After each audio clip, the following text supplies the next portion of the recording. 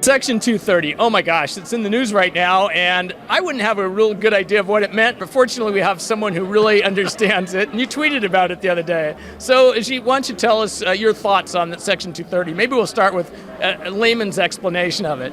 Well, to be clear, I'm still trying to figure it out myself, but basically Section 230 was adopted way back in 1996 by Congress, and it has two basic parts to it. Obviously, this provision was adopted at the dawn of the internet age. And what Congress wanted to do was twofold: protect some of these new internet content companies from liability if they allowed material to remain on their platforms that might be defamatory or otherwise illegal, but also if they took down some of that content, to give them protection if they did so in good faith for a variety of reasons, pornography and the like. And so over the years, Section 230 has raised increasing concerns in the modern times, because now you see platforms that are way bigger than were conceived back in 1996, making decisions about keeping content on their platforms or removing it without transparency. And that's part of the reason why you see Democrats and Republicans alike raising concerns about, should we narrow the scope of Section 230, or even President Biden's position is we should repeal it altogether. And that's part of what the conversation is in the halls of Congress, at the FCC, and in the Supreme Court.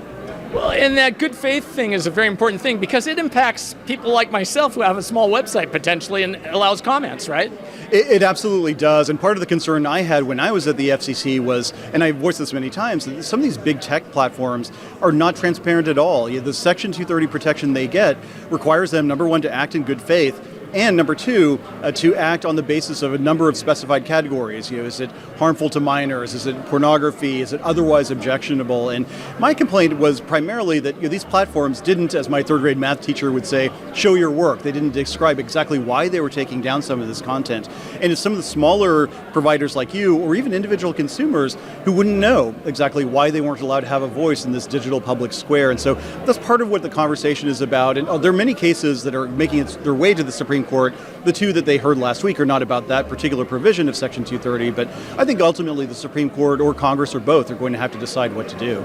And I guess it gets into the, if you have a book or something, then you're a publisher. So what's the difference between a publisher and a website? It's a really good question. In the early days, it seemed pretty easy. Look, if Google isn't creating content and putting it on its platform, it's not a publisher. Easy. But now, given the rise of artificial intelligence, which nobody could have foreseen some 30 years ago, the question is, right now the Supreme Court is wrestling with it, if Google applies an algorithm to YouTube videos that puts some YouTube videos in a more prominent position than others, is it essentially applying its own special sauce to those videos such that it should be considered a publisher for Section 230 purposes? And what you heard last week was some of the justices on both sides of the ideological spectrum wrestling with that question, because it's sort of an uncomfortable situation to say that they don't have anything to do with the content that's on their platform when they're obviously applying algorithms that bring some videos to the fore and demote some videos, essentially.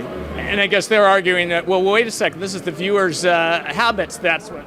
Exactly. They would say, look, the viewer's the one putting in a video request for cat videos or whatever, and our algorithm applies neutrally to everybody, so we're not actually there's not a person making the decision. But then the question really becomes, well, okay, if you are applying these algorithms, what are the algorithms? Why don't you disclose them?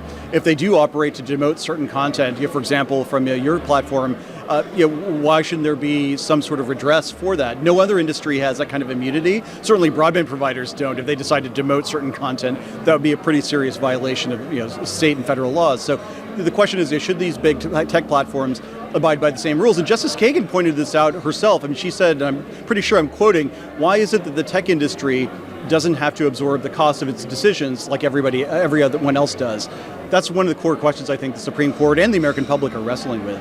I guess it would be content neutrality instead of net neutrality. Exactly. That's a kind of funny thing about this, because in the net neutrality debate, some of the same advocates who are saying that ISPs need to be strictly regulated so they don't discriminate against content have now flipped. And they're the ones saying that, no, Google, Facebook, Twitter, all these companies should get a pass. It's sort of funny how now the tables have turned. And, I thought a packet on the internet was supposed to be a packet on the internet, but now they're advocating for essentially these companies' right to censor content without having to abide by some of the transparency and other regulations that would apply to broadband providers.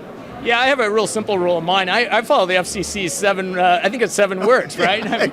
Exactly. I want to commit to you now. I'm going to keep this interview clean, so I'm not going to run afoul of that rule. But no, that's one of the sort of legacy content regulations that has increasingly become anachronistic because a lot of people are saying, look, you go on YouTube or Twitter or whatever. I mean, you can see a lot worse content any given day, any given minute on those platforms, which are totally unregulated. Yeah, like Representative Walton says, does your mother know what you're saying, right?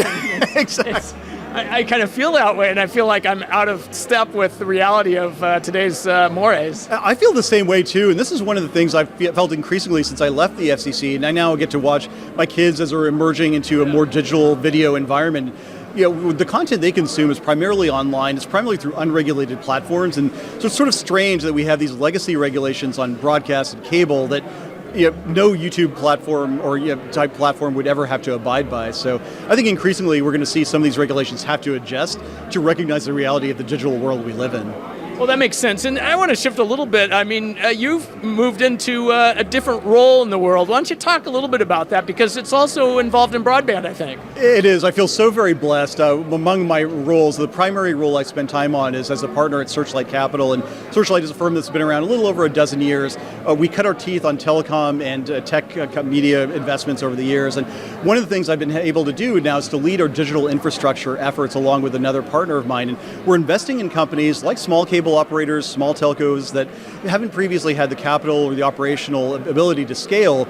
But now we are able to put our capital and our special sauce behind some of their efforts. And it's been exciting to go to places like Prescott, Arizona and rural Virginia. And I just came from Lucky, Ohio today, where we're looking at investing in companies that are aiming to bridge the digital divide once and for all, build these public-private partnerships. And so for me, it's the best of both worlds. I get to learn the ropes of finance and the business world. And so I'm ascending that learning curve, but at the same time apply some of the stuff I learned or tried to learn anyway at the FCC. So I feel like sort of the Forest Gump of the world in many ways, just keep ambling on into interesting position after interesting position. But well, yeah, and one of the things I admired about your term is that you went out in the field.